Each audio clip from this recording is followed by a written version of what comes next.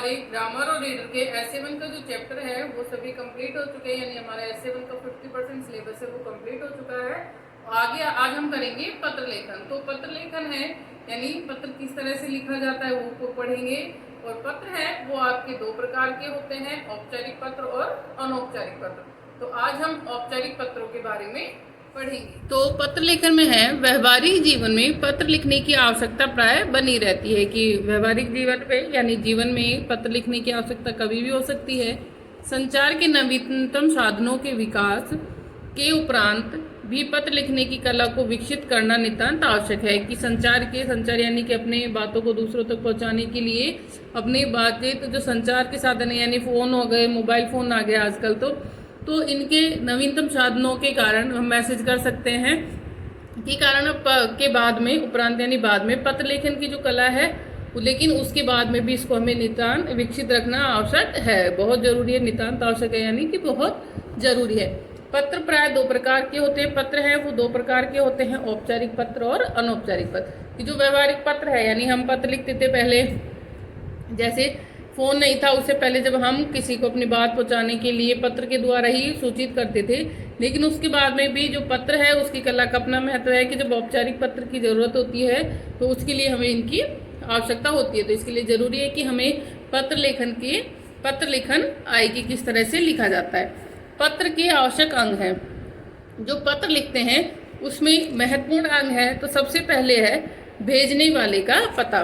भेजने वाले का पता वो कहाँ लिखा जाता है? ऊपर बाईं ओर। भेजने वाले का पता कहाँ लिखा जाता है बेटा? ऊपर बाईं ओर। फिर है पत्र भेजने की तिथि, ऊपर पते के नीचे। फिर पत्र भेजने की जो तिथि है वो ऊपर पते के नीचे लिखी जाती है। संबोधक है अभिवादक, बाईं ओर लिखा जाता है, जैसे प्रिय, मोहन, पूज्य पिताजी, आदरणीय माताजी आदि। तो बेटा ये अनौपचारिक पत्र के आपको भाग बताए गए हैं। पत्र की विषय सामग्री, पत्र का मुख्य भाग अनुच्छेदों में। पत्र का अंत है, पत्र के अंत में बाईं ओर पत्र लिखने वाले का अपना संबंध पद लिखता है, जैसे आपका प्रिय पुत्र, आपका कृपाकांक्षी बहुधीय आदि। और हस्ताक्षर एवं नाम पत्र के अंत में। पत्र पाने वाले का पता। तो जिस तरह से यहाँ पर जो इसमें बताया कि सबसे पहले भेजने वाले का पता, तो औपचारिक और अनौपचारिक दोनों में क्या होगा? भेजने वाले का पता है। तो अनौपचारिक में तो होगा हम एड्रेस लिखेंगे कि किस पते पर भेजा जा रहा है, ठीक है। तो है जैसे कि सेवा में श्री कैलाश चंद्र शर्मा बी 524 सरोजनी नगर नई दिल्ली, और ये उनका एड्रेस के कोड हो गए। संबोधक एवं अभिभावक के उदाहरण है, जैसे मान्यवर लिख दिया, पूजनीय या फिर प्रिय, आयु और संबंध के अनुसार कि बड़ा है मान्यवर, पूजनीय बड़े के लिए, प्रिय अपने बराबर के लिए या छोटे के लिए। सादर चरण स्पर्श, चरण वंदना, शुभाशीर्वाद, आदरणीय, श्रद्धेय। अब हम औपचारिक पत्र लिखेंगे। औपचारिक पत्र को फॉर्मल लेटर भी कहते हैं। तो हमारा आज का पत्र है अवकाश के लिए प्रधानाचार्य को पत्र, या अवकाश के लिए प्रार्थना पत्र। तो सबसे पहले ऊपर हेडिंग डालेंगे औपचारिक पत्र।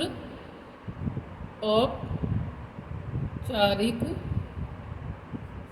पत्र, पत्र है हमारा पहला अवकाश के लिए प्रार्थना पत्र। अवकाश के लिए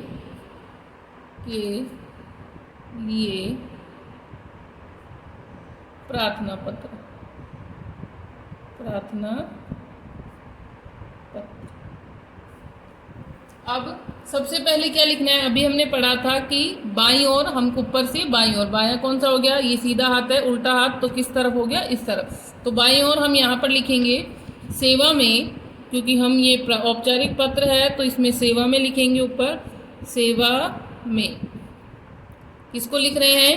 प्रधानाचार्य जी को, जिसको लिखा जाता है सेवा में के बाद में हम अगर यहाँ पर प्रधानाचार्य जी को लिख रहे हैं तो प्रधानाचार्य जी लिखेंगे। और अगर हम क्लास टीचर को लिख रहे हैं यानी कक्षा अध्यापिका को लिख रहे हैं तो यहाँ पर कक्षा अध्यापिका लिखेंगे। फिर अपने स्कूल का नाम MLP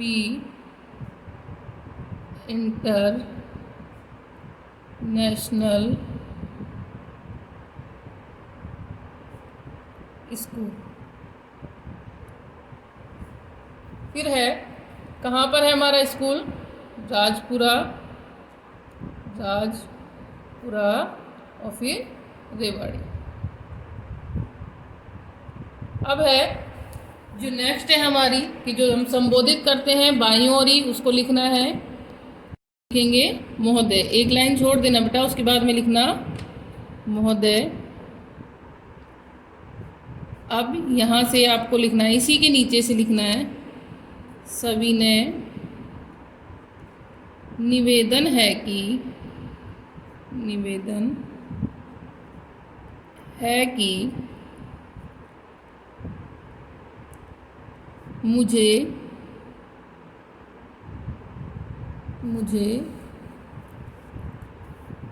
कल रात से मलेरिया, या फिर आप सिर्फ बुखार भी लिख सकते हो, मलेरिया ज्वर आ रहा है, यानी बुखार आ रहा है, मलेरिया का आ रहा है। रक्त की जांच के उपरांत डॉक्टर ने परामर्श दिया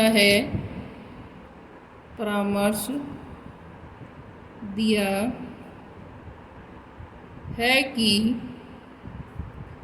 इसे ठीक होने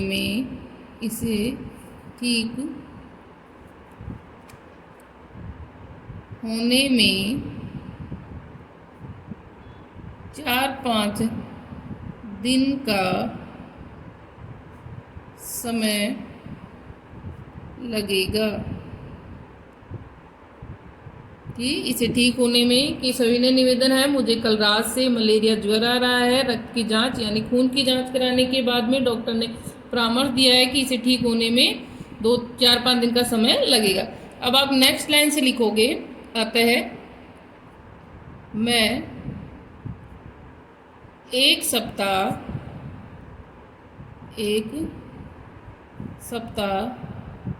तक विद्यालय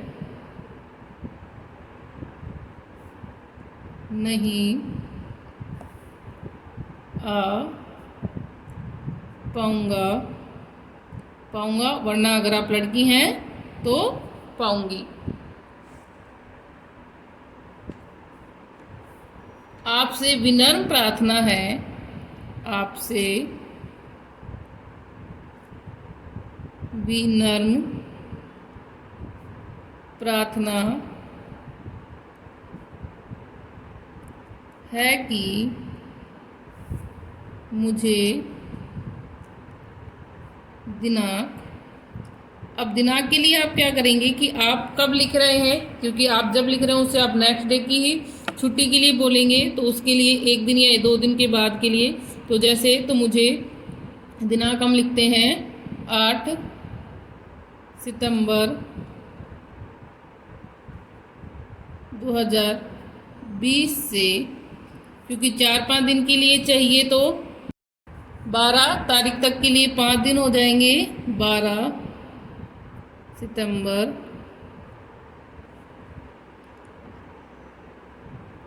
2020 तक का अवकाश प्रदान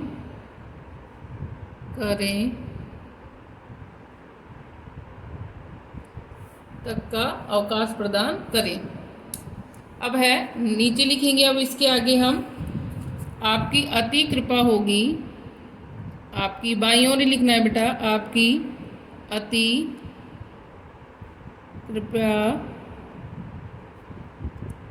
होगी से धन्यवाद,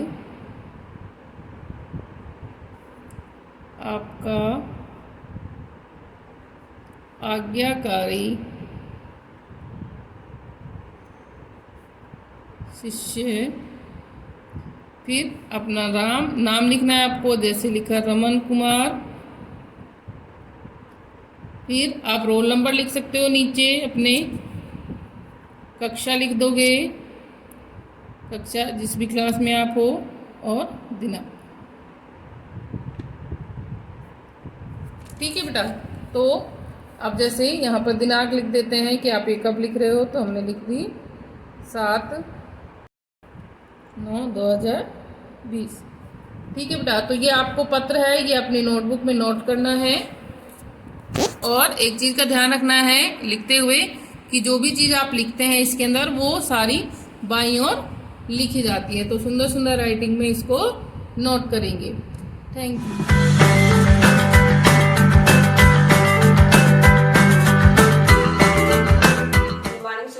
So let's start our today's maths class.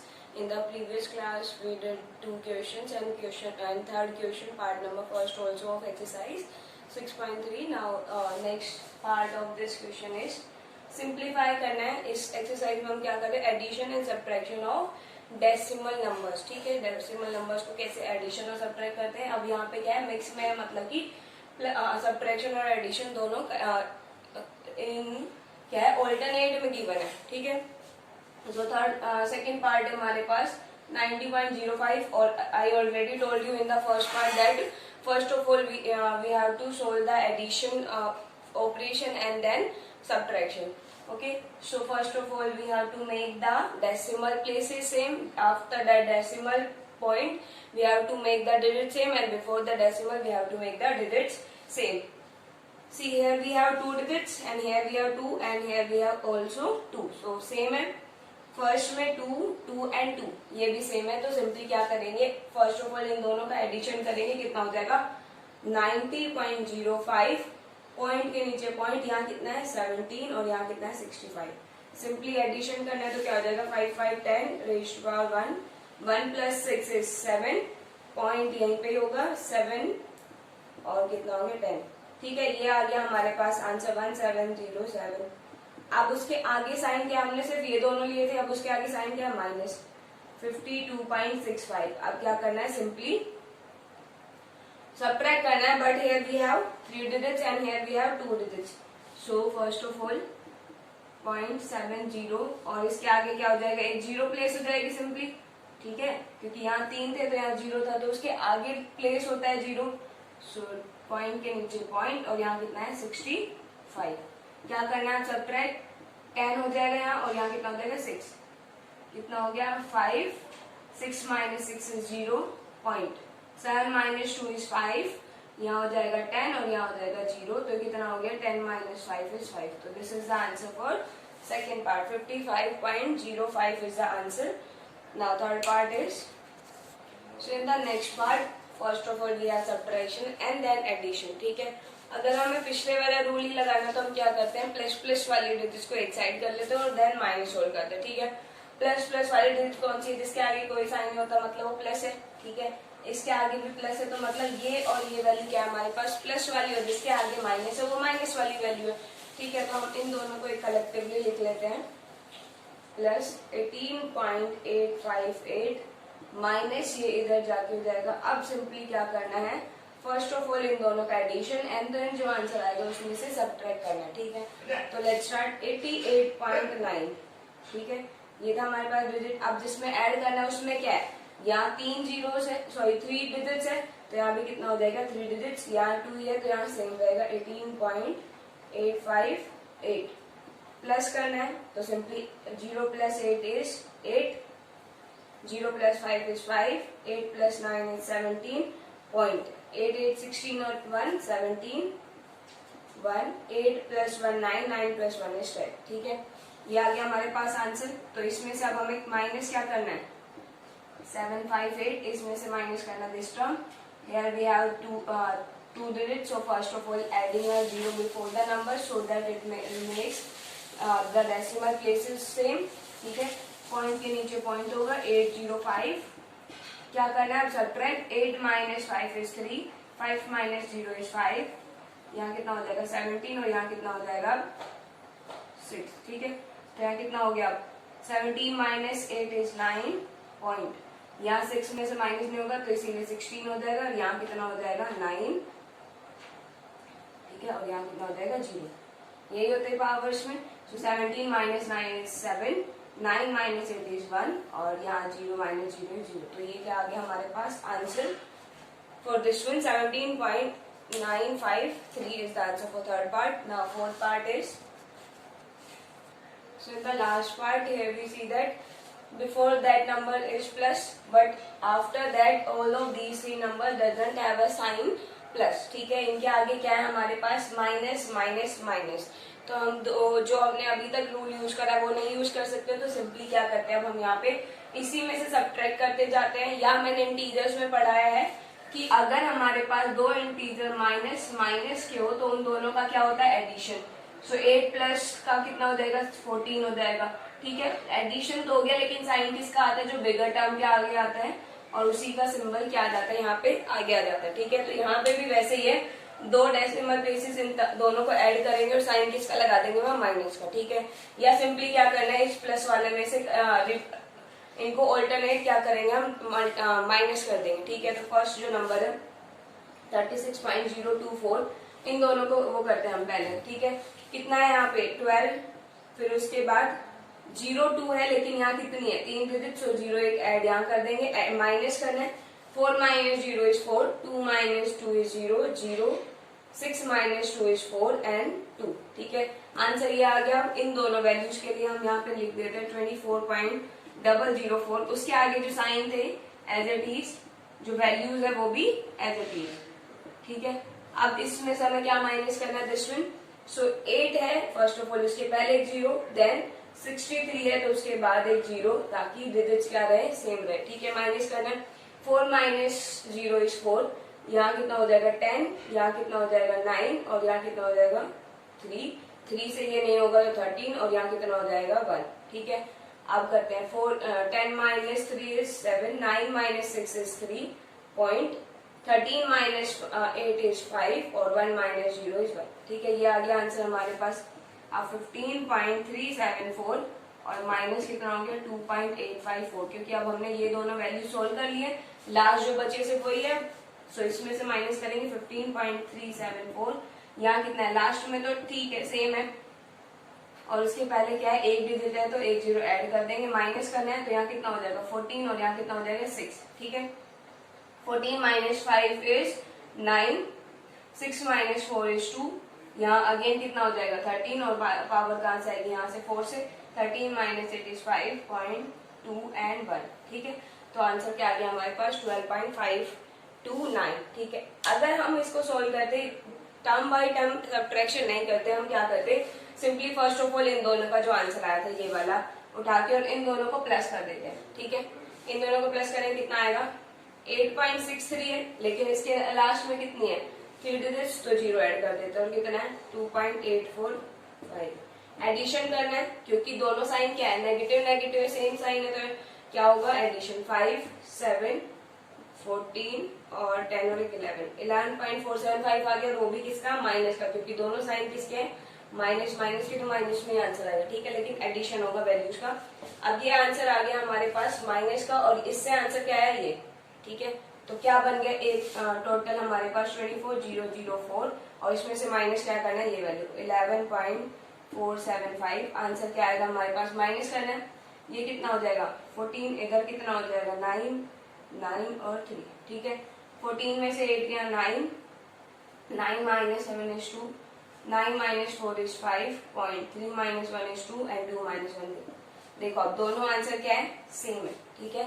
आपको जो रूल सही लगे वो कर लेना, बस इसमें से एक ही मेथड अपनी नोटबुक में करना है आपको जो सुटेबल लगे, या तो टर्म बाय टर्म क्या करना है इनका सब्ट्रैक्शन, एक जो इन दोनों का करो सब्ट्रैक्शन, उसके बाद जो आंसर आए उसमें से ये सब्ट्रैक्ट, एंड देन जो आंसर आए उसमें से ये सब्ट्रैक्ट, ठीक है। या हम क्या कर सकते हैं इसको सब्ट्रैक्ट करो और इन दोनों वैल्यूज का प्लस करके क्या करेंगे उसके आगे माइनस साइन लगा देंगे, और फिर उसके बाद जो दो टर्म बचेगी उनका रिस्पेक्टिवली हम क्या करेंगे सब्ट्रैक्शन, ठीक है। सो नेक्स्ट क्वेश्चन इज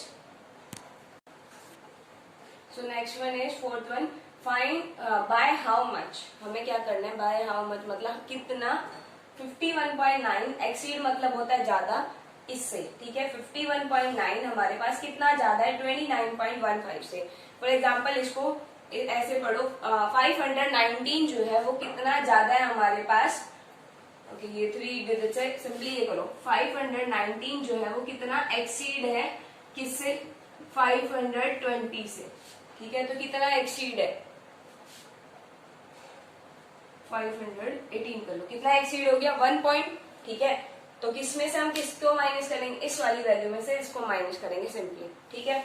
तो यहाँ क्या हो जाएगा 51.9 और उसमें से माइनस करेंगे 29, तो एज इट इज पॉइंट के नीचे पॉइंट, यहाँ 15 है तो एक जीरो यहाँ पे ऐड हो जाएगी, सिंपली माइनस करना है तो क्या हो जाएगा 10 इधर, यहाँ 8, 10 minus 5 is 5, 8 minus 1 is 7 point, यहाँ कितना हो जाएगा 11 और यहाँ 4, 11 minus 9 is 2 and 4 minus 2 is 2. So 22.75 is this number is exceeded by this number by 22.75, ठीक है। नेक्स्ट में जो है is 93.08 लेस देन 150, ठीक है। इसका मतलब होता है यहाँ क्वेश्चन पूछा गया है कि क्या ये हमारे पास लेस है 150 से, ठीक है। अब देखो 150 अगर है और इसके बाद पॉइंट हमारे पास कुछ नहीं, हम 00 लिख सकते हैं। आगे देखो कितना है 93, तो क्या ये हमारे पास 150 से लेस है ये नंबर, ऑब्वियसली दिख रहा है, ठीक है। अब इसके बाद बताना है कितना लेस है, तो वहां पे था कि इससे एक्सीड हो रहा था ये नंबर कितना, और यहाँ पे पूछा है कि ये नंबर लेस है 150 से और कितना है हमें बताना है, तो सिंपली क्या हो जाएगा 150 और यहाँ कितना हो जाएगा 093, पॉइंट के नीचे पॉइंट, यहाँ कुछ नहीं है तो 00 लिख सकते हैं, यहाँ कितना है 08, सिंपली माइनस करना है तो यहाँ हो गया 10, यहाँ हो जाएगा 9 और यहाँ 9 और यहाँ 4 का भी 14 और यहाँ 0 हो जाएगा, ठीक है। सो 10 minus 8 is 2, 9 minus 0 is 0, 9 minus 3 is 10, 14 minus 5 और 0, ठीक है। क्यों होता है ये आपको पता है, सब्ट्रैक्शन वाले रूल आपको अच्छे से याद ही है, तो कितना लेस हो जाएगा 56.92, ठीक है। Now next is, so last one is what should be subtracted, subtract करना हमें किस में से, फ्रॉम 30, हम क्या 30 में से सब्ट्रैक्ट करें ताकि हमारे पास आंसर जाए 19.835, ठीक है। तो हम उस नंबर को मान लेते हैं let the number is x, वो नंबर कौन सा, that should be subtracted from 30 to get an answer of 19.835. So 30 minus x, because 30 में से माइनस करके हमें कोई वैल्यू निकालनी है और कितना हो जाएगा 19.835, ठीक है। अब हमें सिर्फ x फाइंड करना है। अब रूल क्या होता है हमारे पास, हमें सिर्फ x फाइंड करना है तो उसको हम इधर ही रखते हैं, बाकी टर्म को इधर ले जाते हैं, लेकिन ये दिख रहा है माइनस में तो हम क्या करते हैं इसी x को उठा के इधर ले जाते हो, क्या बन जाएगा प्लस का, अब और ये वैल्यू इधर प्लस की, इधर आके क्या हो जाएगी माइनस की, ठीक है। तो x सिंपली क्या बन जाएगा 30 माइनस 19.835 और इक्वल टू x बन जाएगा। अब सिंपली इसको क्या करना है सब्ट्रैक्ट करना है, ऐसे आपको एडिशन में करना है कि what should be added to this, तो वहां पे x को नहीं लेके जाएंगे, वहां क्या रहेगा x इधर ही रहेगा और जो वैल्यू होगी उसको उधर जाके माइनस करा देना सिंपली, ठीक है। So students try these questions yourself, I hope you got all the content, thank you, have a nice day.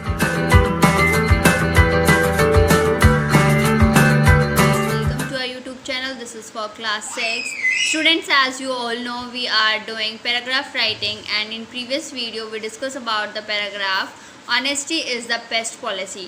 Now today our topic is if I could fly.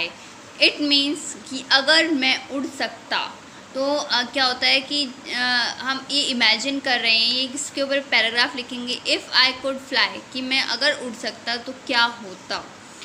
कई हम जब फ्रेंड्स होते हैं आपस में बैठे होते हैं, so we are discussing about a normal topic, and normal topic कोई भी हो सकता है, ज़रूरी नहीं है मतलब ऐसे फ्रेंड्स के साथ बैठ के हम कोई भी डिस्कस कर सकते हैं। तो students today I will tell you about this paragraph, paragraph if I could fly. इसको आप अपने वर्ड्स में भी लिख सकते हैं। Now let's start the topic. The idea of having wings and soaring high into the sky. ये एक आइडिया आया है कि अगर हमारे पंख होते और हम ऊंचा उड़ सकते स्काई में, अगर हम आसमान में ऊंचा उड़ सकते, गिव्स मी गूज बम्प्स, तो कितना अच्छा लगता। गूज बम्प्स क्या होते हैं, जो हमारे रुएं उठ जाते हैं ना, छोटे छोटे हेयर्स होते हैं हमारे हाथ पे पैरों पे, तो वो जब कोई हम ऐसी बात सुनते हैं तो हमारे गूज बम्प्स उठ जाते हैं, उन्हें कहते हैं गूज bumps. If I had wings, अगर मेरे पास पंख होते, I would fly high above the clouds, और मैं आसमान में उड़ता, रेस विद बर्ड्स, बर्ड्स के साथ, पक्षियों के साथ रेस लगाता, and have a nest on a coconut tree, और अपना घर, अपना नेस्ट, अपना घोंसला कोकोनट ट्री के ऊपर बनाता। whenever a rainbow would appear, I would take no time to fly high and touch it, और अगर जब भी रेनबो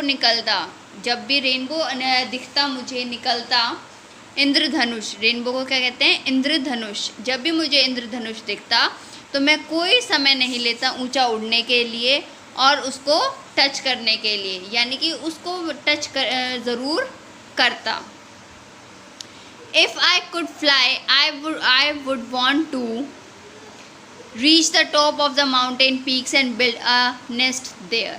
अगर मैं आसमान में उड़ सकता तो मैं जो माउंटेन्स की पीक, यानी कि जो माउंटेन्स की, पहाड़ों की जो चोटी होती है, बिल्कुल सबसे ऊपर, टॉप ऑफ द माउंटेन, वहाँ पर जाकर अपना घर बनाता, अपना घोंसला बनाता।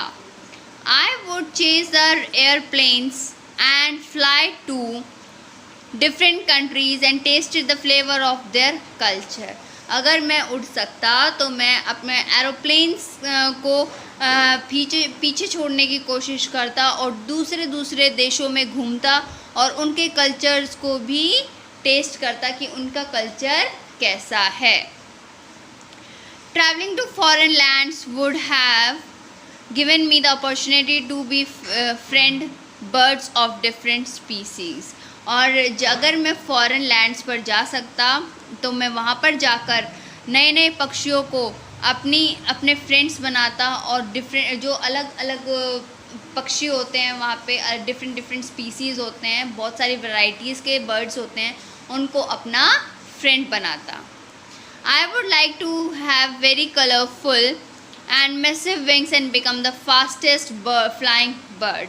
और अगर मेरे पास पंख होते तो मैं उन कलरफुल मैसिव पंखों को, जो मेरे पंख लगे हुए हैं, विंग्स लगे हुए हैं, उनसे मैं बहुत ही ज़्यादा फास्टेस्ट, यानी कि बहुत तेज़ उड़ने वाला पक्षी बनता। यानी इट मीन्स कि अगर मैं उड़ता तो उसकी इमेजिनेशन कितनी अच्छी है, उसने एक पैराग्राफ में लिखा हुआ है।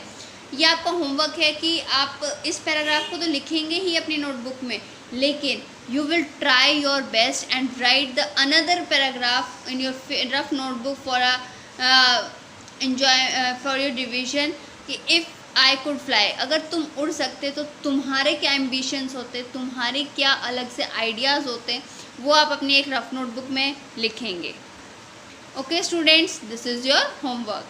Now I will tell you the another paragraph in your you have to write it down in your fair notebook, and that is importance of friends, यानी कि फ्रेंड्स की, मित्रों की क्या विशेषता होती है, कि हमें मित्र किस लिए चाहिए होते हैं, हमें अपने फ्रेंड्स किस लिए चाहिए।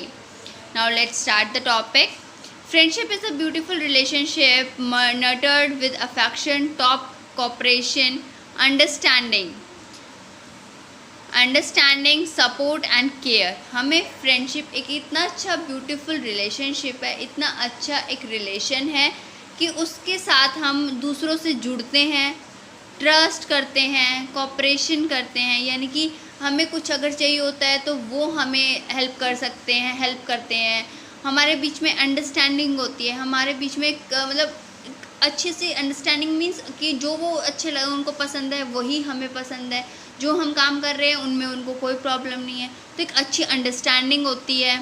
It is considered to be the most value asset of one's life as we cherish both good and sad moments with our friends. और ये एक ऐसी वैल्यूएबल एसेट है, यानी कि एक ऐसी चीज़ है जिसको हम इतनी मोस्ट वैल्यूएबल है, ये इतनी कीमती है कि हम अपनी लाइफ में, ये बहुत इम्पॉर्टेंट है, ये हमारे गुड और सैड मोमेंट्स का सैड मोमेंट्स को हम अपने फ्रेंड्स के साथ डिस्कस कर सकते हैं। अगर हम परेशान हैं तो अगर हम अपने फ्रेंड्स के साथ बैठे हुए हैं तो हम उनके साथ अपनी लाइफ के बारे में, अपनी जो भी हमारी लाइफ में सैड मोमेंट्स हैं, गुड मोमेंट्स हैं, उनके साथ शेयर कर सकते हैं। Friends play a significant role in person's life. They encourage when one is sad, give company when one lonesome and lend an ear when one wants to vent out. अगर किसी को इतना इम्पॉर्टेंट रोल होता है friends का कि अगर हमारे पास अगर हम परेशान हैं तो उनको अगर अपनी सैडनेस बताते हैं तो वो हमें कंपनी करते हैं कि तुम सैड क्यों हो, वो हमसे पूछते हैं और दुख बांटने से कम होता है। इस लाइन को हम ऐसे बोल सकते हैं, When one is sad, a friend is someone who appreciates and accepts you for you are. Friends don't look at you through the lens of judgment, rather than they try to understand things from your perspective and guide you through the right path. Good friends are the greatest treasure one can have. They guide us when we go wrong and stand by us in all adversities. So it is important that we choose our friends wisely. True relationship is considered the most precious gift, and fortunate are the ones who are blessed with good friends. और जब हम कुछ अच्छा काम करते हैं तो उनसे हमें अप्रिसिएशन भी मिलती है, अप्रिशिएट भी मिलता है कि हमने बहुत अच्छा काम किया है। और अगर हमारे पास कोई उनके साथ हम सारे हर तरह का टाइम स्पेंड कर सकते हैं, चाहे वो हमारे गुड मोमेंट्स हैं, चाहे वो हमारे सैड मोमेंट्स हैं। और जो हमारा फ्रेंडशिप का रिलेशनशिप है वो हमारे लिए प्रीशियस गिफ्ट होता है, जो हमें हर टाइम ब्लेस करता है अच्छे फ्रेंड्स के साथ। I hope students you understand this paragraph. Now today we completed with the 2 paragraphs, and in previous video we completed with the 2 paragraphs. So students, total we have done with 4 paragraphs. You have to learn all the 4 paragraphs and write it down in your fair notebook. This is your homework. Thank you everyone.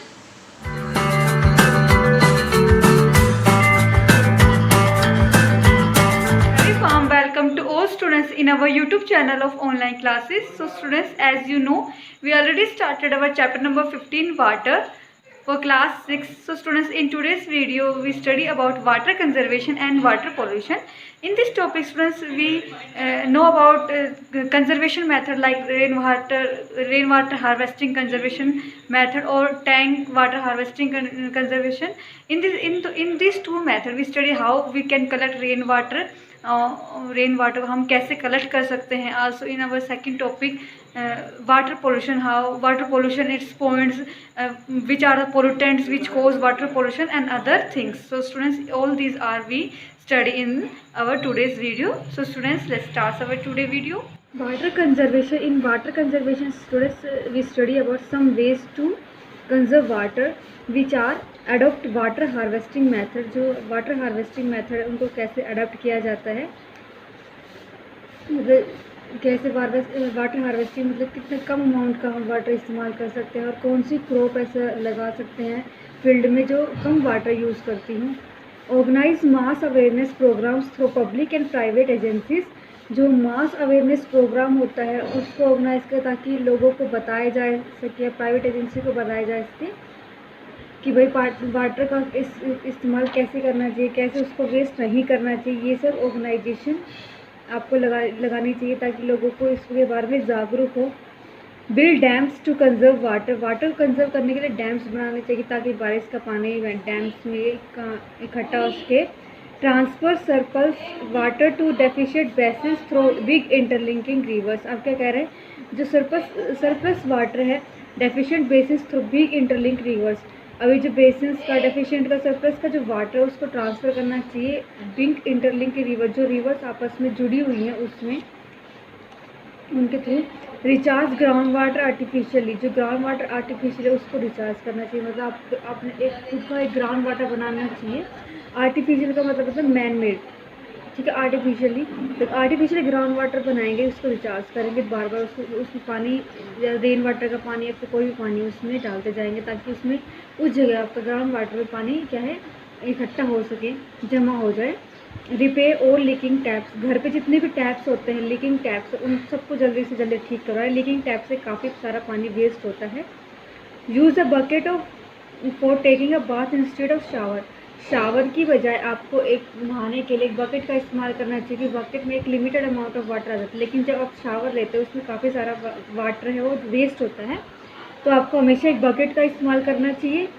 Make sure that water does not overflow from overhead tanks of your house. अब क्या कह रहा है, कभी भी पानी को, ये देखिए आपके घर में कोई भी टैंक है, उससे टैंक है वो ज़्यादा ओवरफ्लो ना हो, उसमें से ज़्यादा पानी बाहर वेस्ट ना हो रहा, निकल ना हो रहा, इसलिए उतना ही टैंक को उतना ही फिल करे जितना रिक्वायर है, उससे ज़्यादा ओवरफ्लो करना नहीं है। Collect rain water and use it for example gardening, जो रेन वाटर बारिश का जो पानी है उसे इकट्ठा करें और उसका इस्तेमाल करें, जैसे गार्डनिंग और या अदर पर्पज़ के लिए भी आप इस्तेमाल कर सकते हैं रेन वाटर का। Next, wash fruit and vegetable in a bowl of water and not under a turning tap. चलते हुए टैप की बजाय आप अपनी जो फ्रूट्स और वेजिटेबल है उसको किसके अंदर, एक बोल के अंदर या फिर किसी भी बकेट के अंदर पानी ले लें और उसके अंदर अपने फ्रूट्स और वेजिटेबल को धो। इससे क्या होगा, वाटर वेस्ट नहीं होगा, क्योंकि रनिंग टैप में ही पानी ज़्यादा वेस्ट होता है। Close the tap when you are brushing your teeth, जब आप अपने टीथ को ब्रश कर रहे हो तो उस टाइम अपने टैप को बंद कर दें, इस्तेमाल ना करें। सो these are some ways to conserve water. Also we can use some techniques to conserve water, like rain water harvesting. In rain water harvesting you study two techniques: rooftop rain water harvesting and open drain tank water harvesting. These are two techniques including in rain water harvesting for conserve water. So let's start. Due to excessive use of groundwater, the water table is regularly lowering down. अब क्या कह रहा है, ground water का ज़्यादा इस्तेमाल होने की वजह से जो ग्राउंड वाटर का जो टेबल है वो भी क्या है नीचे गिरता जा रहा है, उसका भी अमाउंट क्या धीरे धीरे कम होता जा रहा है। तो क्या करना चाहिए, this can be prevented by effective percolation of rain water into soil. This can be done by rain water harvesting. अब क्या इस चीज़ को हम रोक सकते हैं, जो ग्राउंड वाटर का जो वाटर लेवल डाउन हो रहा है उसको रोक सकते हैं। कैसे, रेन वाटर जो हार्वेस्टिंग है उसके तहत। उसमें हमें क्या करना पड़ेगा students, percolation of rain water into soil, जो बारिश का पानी है उसको सोल में प्रॉपरली क्या है पहुंचाना होगा, परकोलेशन करना होगा जगह जगह तक। मतलब में थोड़ा थोड़ा आप खोद सकते हैं ताकि भाई रेन वाटर है वो सोल से अंदर जाए, कहीं और दूसरी डायरेक्शन में ना बहे। The process of collecting and storing rain water from roofs or a surface catchment is called rain water harvesting. अब रेन वाटर हार्वेस्टिंग क्या कह रहा है, जो कोलेक्ट करना और उस रेन वाटर को स्टोर करना कहीं भी आपकी छत पे या फिर कोई भी सरफेस कैचमेंट। सरफेस कैचमेंट का मतलब है कोई भी बड़ा सा सरफेस आपका जो वाटर को क्या कर सके, अपने अंदर रख सके, फिल कर सके, उसे हम सरफेस कैचमेंट कहते हैं। वो भी रूफ के टाइप का ही होता है, चार साइड से बंद होता है, उसे हम क्या कहते हैं, रेन वाटर हार्वेस्टिंग। मतलब रेन वाटर हार्वेस्टिंग हमें किसे कह रहे हैं, collect and store. Rain water को हम कलेक्ट कर रहे हैं और स्टोर कर रहे हैं, उस प्रोसेस को वाटर हार्वेस्टिंग कहते हैं, rain water harvesting. Common technique of rain water harvesting are, first roof top rain water harvesting. अभी देखिए roof top rain water harvesting में कैसे कर रहे हैं। This method involves collecting rain water from roof tops in dug out ponds, vessel or underground tanks to store it for long period. अब क्या कहेगी, जो roof top rain water harvesting, इस मेथड में हम रेन वाटर जो बारिश के पानी उसको कलेक्ट करते हैं फ्रॉम रूफ टॉप, रूफ की जो टॉप है उससे हम कलेक्ट करते हैं इन डग आउट पॉन्ड्स। हम साइड में देखिए इधर पॉन्ड्स बनाते हैं, ये रूफ टॉप है। इससे इस टाइप से रूफ टॉप से क्या होगा, जो बारिश का पानी आएगा वो इधर से गिर के ऐसे स्लाइड करके यहाँ पे आके गिरता है, ठीक है। तो इसके चारों तरफ हम क्या बनाते हैं, पॉन्ड्स बना सकते हैं, वेसल बना सकते हैं और अंडरग्राउंड टैंक्स कर सकते हैं टू स्टोर, ताकि हम लॉन्ग पीरियड तक उस पानी को स्टोर कर सकें। This water also percolate slowly into the ground to recharge the ground water. अभी क्या कर रहा है, ये जो पानी है धीरे धीरे मिट्टी के अंदर, ग्राउंड के अंदर परकोलेट्स होता है ताकि ग्राउंड वाटर तक पहुंच सके, ग्राउंड वाटर को दोबारा से फिल कर सके। तो ये roof top rain water harvesting है, ठीक है। इस हाउस के चारों तरफ क्या कर कोई वेसल पॉन्ड्स बना दिया जाता है ताकि पानी को काफ़ी लंबे स्तर पर स्टोर किया जाए। अब यहाँ पे देखिए टैंक्स रखे गए हैं ताकि पानी यहाँ पे कलेक्ट किया जा सके। ठीक है, next open drain tank water harvesting.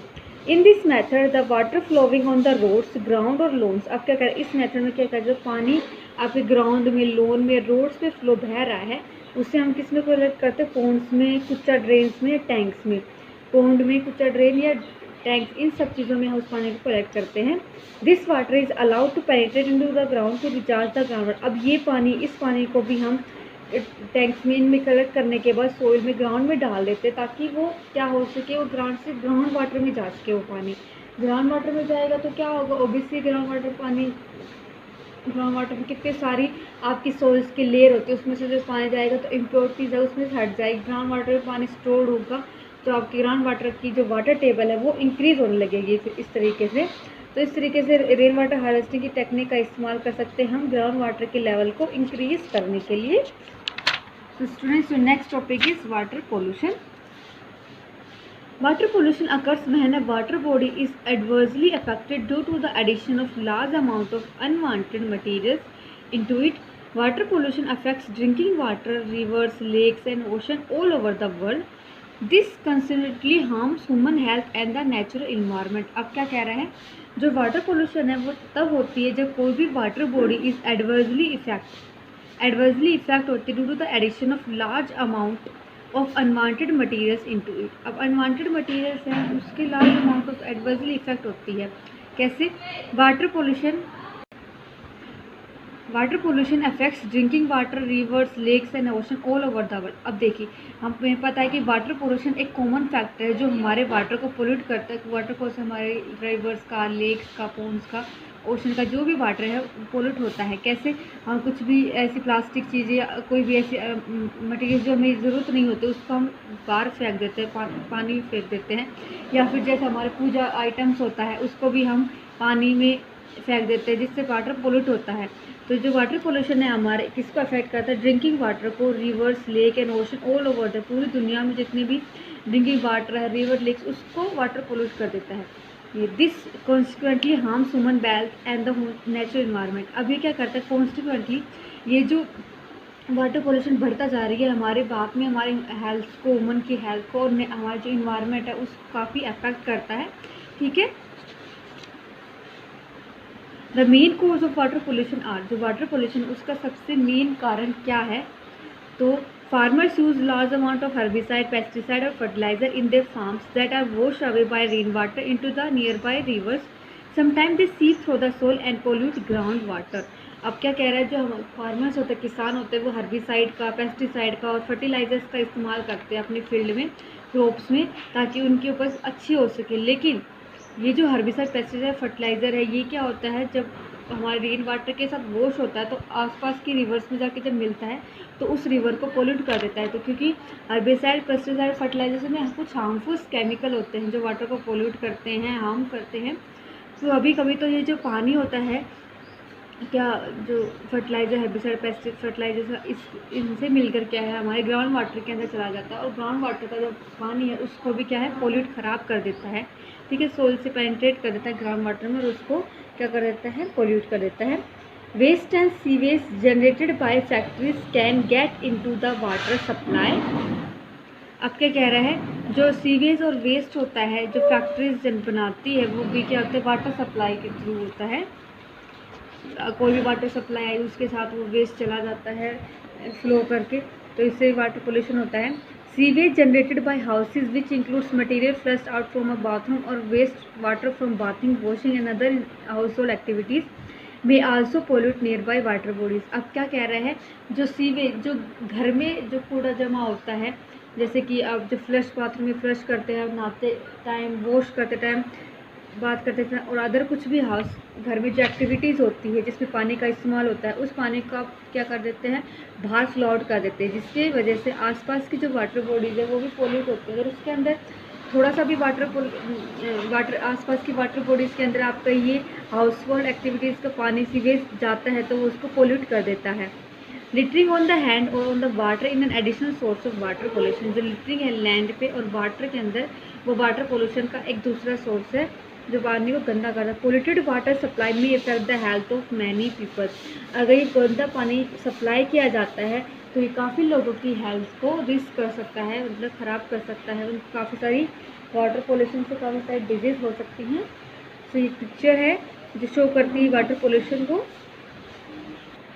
So students, your today's homework is that you have to write self-check questions in your fair notebook, which are: Why is water called a natural resources? Water को natural resource क्यों कहते हैं? Because it obtain naturally. जो water naturally obtain होता है, हमें nature से obtain होता है, इसलिए हम उसे नेचुरल रिसोर्स बोलते हैं। Second is what is surface water? Surface water क्या है? Water commonly found everywhere. जो वाटर कॉमनली हर जगह फाउंड होता है और we can see it any time every day is known as surface water. Third, how do plants obtain water? जो plants water को कैसे ऑब्टेन कर सकते? तो plant obtain water by help of roots. Root की हेल्प से जो plant है वो वाटर को ऑब्टेन करते हैं सोइल से। What is water cycle? तो वाटर साइकिल क्या होता है? तो continuous circulation of water on earth. Earth पे जो कंटिन्यूस सर्कुलेशन होता है वाटर का, उसे हम वाटर साइकिल बोलते हैं, क्योंकि वाटर साइकिल एक साइक्लिक प्रोसेस होती है। Fifth is what helps regulating weather on earth? तो क्या चीज़ है जो वेदर की को रेगुलेट करने में हेल्प करती है अर्थ पे? तो वाटर है, वो हेल्प्स करता है in regulated weather on the earth. ठीक है। Sixth is how can ground water be obtain? जो ग्राउंड वाटर है कैसे ऑब्टेन किया जाता है? थ्रू डिगिंग वेल्स या बोर वेल्स। वेल्स को डिग करके बोर वेल्स की मदद से हम ग्राउंड वाटर को ऑब्टेन कर सकते हैं। Next self question in match the following. So ocean. So students, we know that ocean is a salty water. जो ओशन है वो साल्टी वाटर है, तो इसका आंसर होगा salty water. Second, wells. Wells मतलब कुआं। अब कुआं आप कैसे करते हो? तो ग्राउंड वाटर। जब ग्राउंड वाटर को ऑब्टेन करने के लिए आप वेल्स को डिग करते हो तो आंसर है ground water. Third, plants. Plants water को किस प्रोसेस से ऑब्टेन करते हैं, रिमूव करते हैं? तो ट्रांसपीरेशन प्रोसेस के थ्रू प्लांट्स है वो क्या करते हैं? वाटर वेपर के रूप में वाटर को सराउंडिंग्स में पास आउट करते हैं। Fourth, lotus. Lotus is a water plant. Water plant है तो ये एक्वेटिक जो वाटर होता है उसमें ग्रोथ करता है, तो आंसर होगा लोटस का aquatic. Fifth, conservation of water. So conservation of water students we study in today's video. Conservation of water क्या होगा? Rain water harvesting. मतलब पानी को कंजर्व कर रहे कैसे? तो हम होगा रेन वाटर हार्वेस्टिंग के थ्रू। तो this is the answer. That's it for today students. Students, welcome to our YouTube classes. This is for class 6. In previous class we read our 5th chapter of history, the Vedic age, and we read about the early Vedic age and we started reading the later Vedic age. Today we read the life during the later Vedic age की later Vedic age के time में लोगों का जीवन कैसा था। Political life. By the later Vedic age, the tribal culture of the early Vedic period had given away to the establishment of kingdom. कि जो later Vedic age थी, जो tribal culture था early Vedic period का, वो establish करने लगे अब अपने kingdom। ठीक है, पहले तो वो यूं ही रहते थे, अब वो अपने kingdom स्थापित करना, साम्राज्य स्थापित करने लगे। During this period, many large and powerful kingdoms were established. और इस टाइम में बहुत सारे बड़े और पावरफुल किंगडम स्थापित हुए। People also had started moving east and southward. कि जो लोग थे वो ईस्ट और साउथ की तरफ जाने लगे। From Punjab and the valley of Ganga and Yamuna were being occupied. जो पंजाब और जो गंगा और यमुना की वैलीज से घिरे हुए थे। ये देखिए बेटा, ये आप जब अपना मैप देखते हो, ये हमारा मैप है, आप ये देख सकते हो कि ये इधर पंजाब है, ये फिर यहाँ पे जो यूपी है, यहाँ से गंगा और यमुना निकल रही है। जो आज के टाइम में गंगा यमुना निकल रही है, तो उस टाइम में भी गंगा यमुना यहीं से निकलती थी। तो यहाँ पे पूरा जो लेटर वैदिक, ये जो पूरा येलो कलर का दिख रहा है आपको, ये पूरा लेटर वैदिक पीरियड है। ठीक है। अब है with the establishment of powerful kingdoms the Kshatriya began to acquire enormous power. कि जैसे जैसे पावरफुल किंगडम्स की एस्टेब्लिशमेंट हुई तो जो क्षत्रिय थे वो एक्वायर एनॉर्मस पावर, उनको मतलब पावर्स मिलने लगी अब बहुत ही ज़्यादा, क्योंकि ये लोग लड़ाई करते थे और लड़ाई जब ये करते थे तो इनकी पावर बढ़ने लगी। The king also became the supreme authority whose main duty was to protect the kingdom from enemies. और जो राजा था उसकी भी वो सुप्रीम अथॉरिटी होती थी, ठीक है, राज्य की, और उसकी मेन ड्यूटी क्या होती थी? अपने राज्य को जो एनिमीज होते थे, दुश्मन होते थे, उनसे बचाना. As a result, the defense of the kingdom as well as maintaining a strong army because his priority, कि उसकी ज़रूरत के अनुसार उसकी जो प्रायोरिटी होती थी, प्रायोरिटी का मतलब होता है जो चीज़ हमें ज़्यादा चाहिए होती है, ठीक है, तो उसके अनुसार जो defence of the kingdom maintain किससे था? एक स्ट्रॉन्ग आर्मी से, क्योंकि इसकी ज़रूरत थी. The position of king was hereditary, and in order to strengthen his position he performed various sacrifices including Rajasuya Yagna, Ashwamedha Yagna and Vajpaya Yagna. कि जो राजा थे उसकी जो पोजीशन थी, मतलब राजा जो बनता था वो वंशानुक्रम बनता था, और जो राजा शक्तिशाली होता था उसी के अकॉर्डिंग बनता था. जैसे कि 3 भाई हैं या 4 भाई हैं, तो उनमें से जो सबसे ज़्यादा शक्तिशाली होता था, एक तो वंशानुक्रम बनता था, जैसे कि राजा का बेटा ही राजा बनेगा, बड़ा बेटा राजा बनेगा, लेकिन अगर वो वीक है तो उसका दूसरा बेटा भी राजा बन सकता है. और फिर उसको बहुत सारे सेक्रीफाइसेस भी करने पड़ते थे, जैसे राजसूर्य यज्ञ, अश्वमेघ यज्ञ, वाजपेय यज्ञ. ये बेटा राजसूर्य यज्ञ मतलब कि ये सारे यज्ञ होते थे. अश्वमेघ यज्ञ का पता है हमें कि राजसूय यज्ञ मतलब बहुत बड़ा यज्ञ होता था कि इसके अंदर बहुत सारे राजा बुलाए जाते थे. अश्वमेघ यज्ञ होता था कि राजा अपना एक घोड़ा लेके छोड़ देता था और उसके ऊपर अपना नाम वगैरह, वो घोड़ा जिन जिन राज्यों से गुजरता था और कोई अगर उसे रोकता नहीं था तो उन राज्यों पे राजा का अधिकार हो जाता था. The coronation of the king was also a major social occasion. Coronation की राजा की जो विजय होती थी या राजा का जो बनना होता था वो भी एक सामाजिक ओकेजन होता था. The king also tried to expand their territory by engaging in warfare. और जो राजा था वो अपने राज्य के विस्तार के लिए जो और टेरिटरीज होती थी उनमें लड़ाइयों के द्वारा भी, मतलब अपने राज्य का विस्तार करने में इंगेज होता था, उनमें शामिल होता था. The king was assisted in his administration by many official such as the senani and purohita. कि जो इनके राज्य के अंदर जो राजा था, राजा अपने राज्य के अंदर बहुत जो प्रशासनिक कामों के लिए बहुत सारे ऑफिशियल से, राज दरबारियों से प्रभावित होता था या उनको असिस्ट किया जाता था, उनको सलाह दी जाती थी, जैसे सेनानी है, पुरोहित है. Most of the decisions were now taken by the king and his trusted advisers. कि जो बहुत सारे डिसीजन होते थे वो या तो राजा के द्वारा लिए जाते थे और उसके जो ट्रस्टी सलाहकार होते थे उनसे लिए जाते थे. ट्रस्टी का मतलब विश्वास पात्र. So the influence of the सभा एंड समिति डिक्रीज्ड सब्सिस्टेंसली. और जो इसी सो द इन्फ्लुएंस ऑफ सभा एंड समिति, जो सभा और समिति का जो प्रभाव था वो कम हो रहा था. The taxes were which were collected from the people were used for paying the soldiers and also to carry out welfare projects like building roads. और जो टैक्सेस थे जो कलेक्ट किए जाते थे लोगों से, उनको पे किया जाता था, जो सिपाही होते थे उनके ऊपर, जो सोल्जर्स होते थे, और जो वेलफेयर के प्रोजेक्ट होते थे जैसे road banana. However in village the administration was still look after by the village council. और गाँव के अंदर जो प्रशासन किया जाता था, जो राज्य किया जाता था, वो किसकी देखरेख में किया जाता था? विलेज काउंसिल के अंडर में. अब है economic life.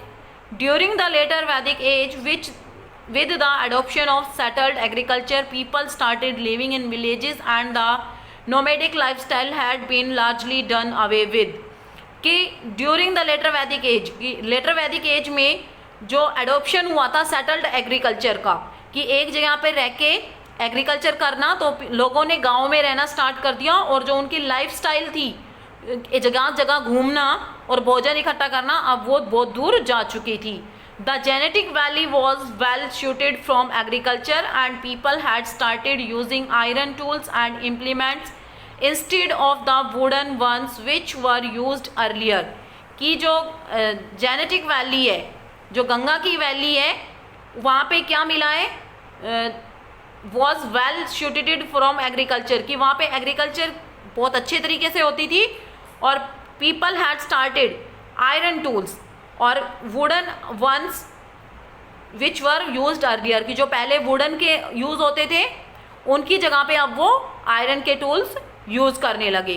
People domesticated cattle and wealth during this time, कि पीपल जो थे वो बैल का पालते थे और wealth during this time was measured in terms of the number of cows, कि इस टाइम में जो किसी की वेल्थ मापी जाती थी कि कौन कितना धनी है उसको इस बात से मापा जाता था कि उसके पास कितनी गायें हैं। ठीक है। Use of iron and copper had also became widespread which led to advancement in metal work, कि आयरन और कॉपर का यूज़ जब होने लगा, जब फैला, उसका विस्तार हुआ, तो ये एक एडवांसमेंट थी, ये एक बढ़ोतरी थी मेटल वर्क की। Iron tools such as agricultural implement like the plough and weapons, कि जो आयरन टूल्स थे वो कृषि के अंदर काम होते थे, जैसे कि हल और हथियार।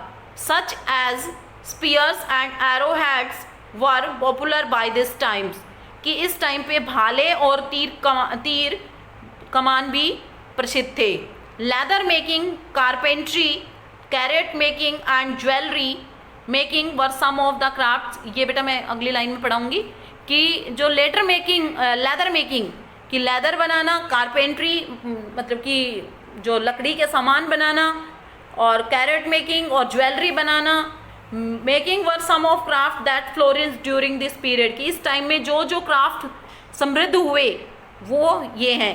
The later Vedic period also correspond to the painted grey ware period, कि जो लेटर वैदिक पीरियड था वो correspondent to the painted grey ware period. ठीक है, कि इस टाइम में जो सारी चीज़ें होती थी वो बहुत ही ज़्यादा पेंटेड होती थी, मतलब उनको चित्रकारी वगैरह करने का बहुत ही ज़्यादा शौक था। Painted grey clay vessels were used during this period, कि इस टाइम में पेंटेड ग्रे वेयर था। पेंटेड ग्रे वेयर का मतलब है बेटा कि इस टाइम में जो पोट्री होती थी या जो दीवारें होती थी उन सब को ये लोग पेंट कर देते थे, तो इसको वो भी मान सकते हैं हम। ठीक है। पेंटेड ग्रे क्ले वेसल्स, यहाँ पे painted grey clay vessels use होते थे, बर्तन यूज होते थे। Exhibitions eight many places in north India have yield many such vessels, और जब नॉर्थ इंडिया के अंदर खुदाई की गई तो यहाँ पे बहुत सारे ऐसे बर्तन मिले। As a result these sites are known as a painted grey ware sites, और रिजल्ट में क्या है कि इन साइट्स को ही किस नाम से जाना जाता है? पेंटेड ग्रे वेयर साइट्स के नाम से। ठीक है। इनको पेंटेड ग्रे वेयर साइट्स क्यों कहते हैं? क्योंकि यहाँ पे जो बर्तन वगैरह थे या कोई भी जो यहाँ पे सामान मिलता था उसके ऊपर ये पेंटेड ग्रे कलर से पेंटेड किए हुए होते थे। Another important development seen during this period was growth and development of urban centres as well as trade, कि एक और यहाँ पे जो विकास हुआ वो क्या देखने को मिलता है कि जो अर्बन सेंटर्स हैं, ठीक है, एक तो विलेज सेंटर्स होते हैं, ग्रामीण क्षेत्र होता है, एक यहाँ पे शहरी क्षेत्रों का विकास हुआ व्यापार के साथ साथ। Trade was carried out through the barter system, और जो ट्रेड था वो कैरिड आउट मतलब कि बहुत जल्दी आया barter system. Town like Hastinapur and Kaushambi in Uttar Pradesh flourished at that time, कि हस्तिनापुर और कौशाम्बी जो उत्तर प्रदेश के हैं इस टाइम में बहुत ही समृद्ध राज्य थे। I hope students you understand the topics of this chapter very well.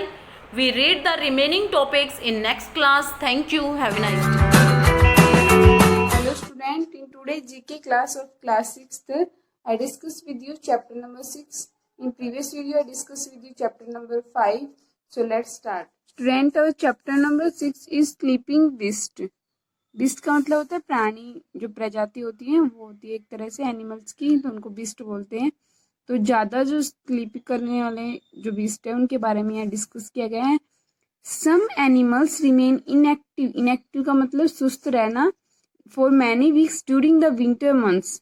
आप लोग भी लेजी हो जाते हैं विंटर मंथ्स में, बहुत ज़्यादा सर्दी हो जाती है। तो इसी तरह कुछ स्लीपिंग बीस्ट हैं जो सर्दी के टाइम में बहुत लेजी हो जाते हैं, इनएक्टिव हो जाते हैं, तो उनके बारे में बताया गया है। With the body temperature lower than normal, उनका जो बॉडी का टेम्परेचर है वो बहुत ही कम हो जाता है, माइनस में चला जाता है। Means they enter into a very long sleep and said to be hibernation. जो वो मतलब एक गहरी निद्रा में चले जाते हैं। इस जो कंडीशन है उसको क्या बोलते हैं? हाइबरनेशन।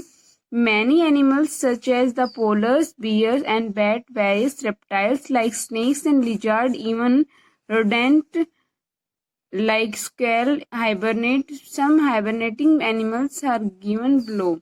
तो स्टूडेंट, जो रोडेंट का मतलब होता है जो कुतरने वाले, मीन्स जो कुतरते हर चीज को, वो जो जानवर होते हैं वो भी इस टाइम में हाइबरनेशन कंडीशन में आ जाते हैं। कुछ स्नेक्स और लिजार्ड भी आ जाते हैं इस कंडीशन में। Next one is polar bear. Polar bear क्या होता है?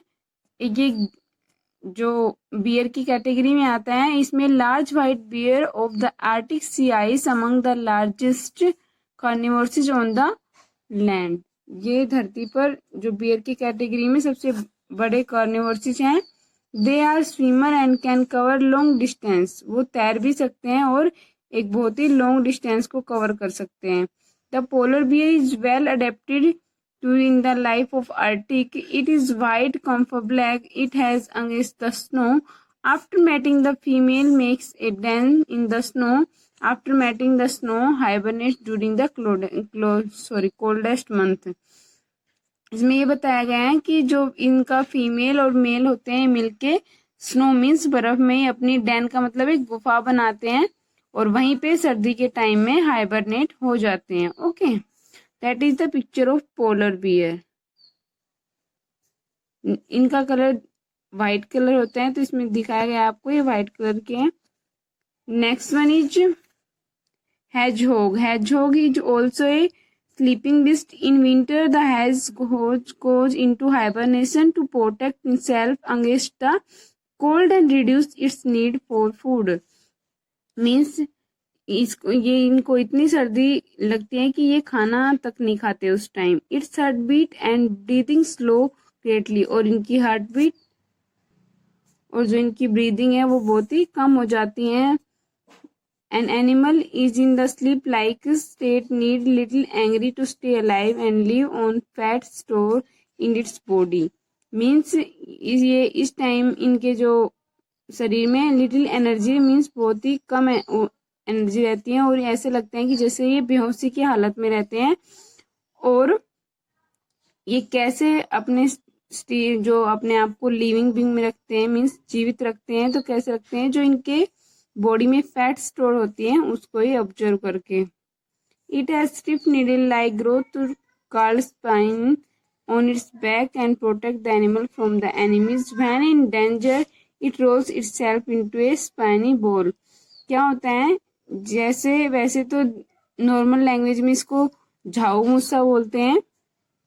इसके जो शरीर पर कांटे बने हुए होते हैं, इसको मीन्स नॉर्मली कोई उठा भी नहीं सकता, बट ये डेंजर में होता है तो ये अपने आप को अपनी स्किन में ही छुपो लेता है और ऐसे बॉल की तरह गोल हो जाता है। Roll itself into a spiny ball, अपने आप को एक बॉल की तरह कवर कर लेते हैं। तो इसे ये अपना प्रोटेक्शन करता है, ऐसे लगता है कि जैसे कोई जानवर है ही नहीं है। Okay, next one is bat student. Bats are that animals that feed at night on variety of plants and animals food. Means ये नाइट में ही घूमते हैं, इनको दिन में बिल्कुल ऐसा माना जाता है कि इनको दिन में बिल्कुल नहीं दिखाई देता। Okay, this is only mammal on the earth and capable of sustain flight. Means mammals का मतलब होता है जो एनिमल्स अपने बच्चों को फीड कराते हैं, तो ये एक सिंगल ही मैमल्स आते हैं एनिमल्स की कैटेगरी में। They are found all over the world except in the arctic zone. ये आर्टिक जोन को छोड़कर ऑलमोस्ट वर्ल्ड में हर जगह मिल जाते हैं। And other oceanic islands most interesting bats are certain temperature zone in species that hibernate during the winter months. तो इस तरह से इनकी बहुत सारी कैटेगरी है जो हाइबरनेट हो जाती है विंटर टाइम में। तो स्टूडेंट, आपसे एग्जाम में इस तरह के क्वेश्चन आस्क किए जा सकते हैं कि write the name of some sleeping beast with their explanation. तो आप बता सकते हैं 3 हैं, पोलर बियर, बैट्स एंड हैगहोग। That is the picture of that animals. Okay, तो स्टूडेंट, आपको ये चैप्टर मैंने प्रीवियस वीडियो में इसका एक असाइनमेंट भी दिया था, असाइनमेंट को भी रिवाइज करना है और इस चैप्टर्स को भी अगेन रिवाइज करना है। आपसे क्वेश्चन आस्क किया जा सकता है कि what is the hibernation. Hibernation क्या कंडीशन होती है जिसमें कोई भी एनिमल्स लगा लो या पर्सन लगा लो, क्या होता है, एक डीप स्लीप में चला जाता है और मीन्स उसका जो बॉडी टेम्परेचर होता है वो नॉर्मल से भी कम हो जाता है, माइनस में चला जाता है और वो मीन्स ना उसे भूख लगती है तो वो ईटिंग कंडीशन में भी नहीं रहता, खाना खाने की कंडीशन में। ठीक है, okay student, thank you, have a nice day.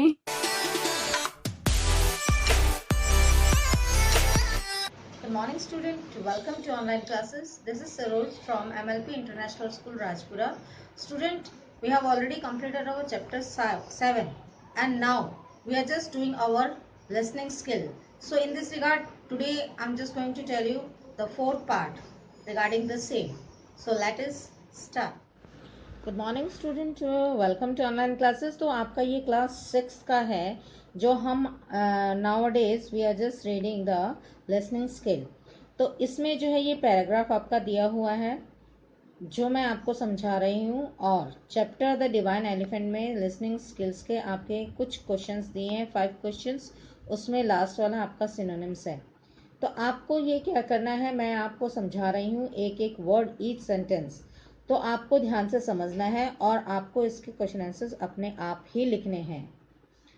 अब इसका स्टार्ट करते हैं। Once there lived a herd of elephants in a dense forest, यानी कि डेंस फॉरेस्ट में हाथियों का एक झुंड रहता था।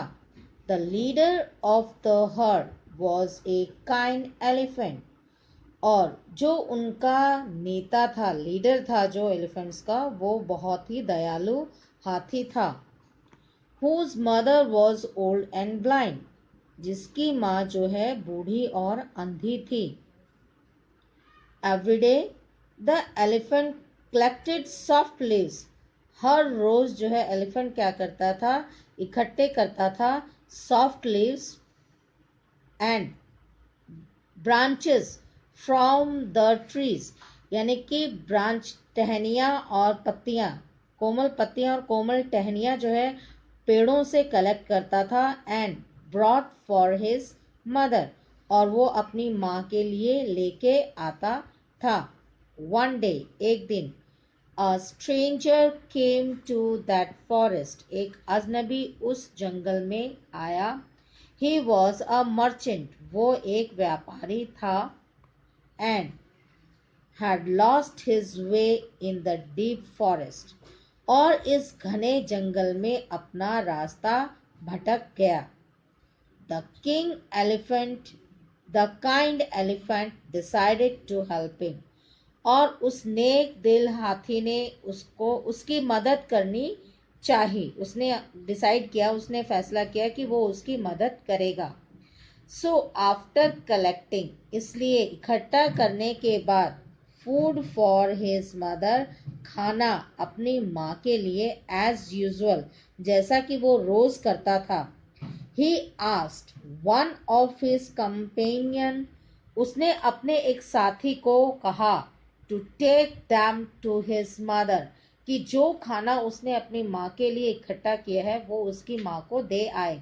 एंड देन ऑन, और फिर went to help the stranger, और उस अजनबी की हेल्प करने के लिए चल पड़ा। बट, लेकिन, his companion was very greedy fellow, उसका जो साथी था वो बहुत ही जो है लालची था। So instead of taking the food, instead यानी कि खाना ले जाने के बजाय, टू द ब्लाइंड मदर, अंधी माँ को दे के आने के बदले, ही हिमसेल्फ एट इट, उसने वो सारा खुद खा लिया। यानी कि उसके साथी ने, द काइंड एलिफेंट ने, जो भोजन अपनी माँ के लिए कलेक्ट किया था और उसको दिया था कि तुम उसे दे के आ जाना, तो उसने क्या किया, इंस्टेड ऑफ गिविंग हर, वो उसको देने के बजाय उसने उस खाने को खुद ही खा लिया। When the leader of the elephants, जब जो है एलिफेंट्स के जो लीडर को, came to know for a of it, उसको इसके बारे में पता चला, ही वॉज वेरी एंग्री, वह बहुत क्रोधित हुआ, and drove the greedy elephant away from the heard, और उसने उस लालची हाथी को अपने झुंड से दूर कर दिया, दूर भगा दिया। सो स्टूडेंट, ये मैंने आपको जो अभी पैराग्राफ जो बताया है, इसमें एक एलिफेंट की जो है स्टोरी है, जो किस तरह से जो है काइंड होता है, एलिफेंट्स का जो हेड होता है, और वो अपनी मदर के लिए खाना लेके जाता है। जब उसे पता चला कि एक मर्चेंट जो है रास्ता भूल गया, तो उसकी हेल्प करने के लिए वो जैसे ही जाता है और अपने कलीग्स को कहता है कि तुम जो है ये भोजन मेरी माँ को दे देना, और इंस्टेड ऑफ वो एक ग्रीडी होने की वजह से वो खाना उसकी माँ को देने के बजाय खुद खा जाता है। और जब उसको इस बात का पता चलता है तो उस लालची हाथी को अपने जो है झुंड से वो दूर भगा देता है। तो ये एक स्टोरी है छोटी सी पैराग्राफ की, जो मैंने आपको समझाई है, और इसी पे बेस्ड जो है आगे आपको क्वेश्चन आंसर्स करने हैं। Now see the question number 1, where did the herd of elephant live, कहाँ रहते थे वो? In the dense forest. So you have to write the herd used to live in the dense forest. अब number 2 देखिए question, why did he bring food for his mother every day, वो हर रोज अपनी माँ के लिए भोजन क्यों लेके आता था? Because she was blind and old. तो आपको क्या लिखना है इसमें? She use to bring food for his mother every day because her mother was blind and old. अब नंबर 3 देखिए, who was the stranger, stranger कौन था? Stranger was a merchant, where he had what had happened to him, और उसके साथ क्या हुआ?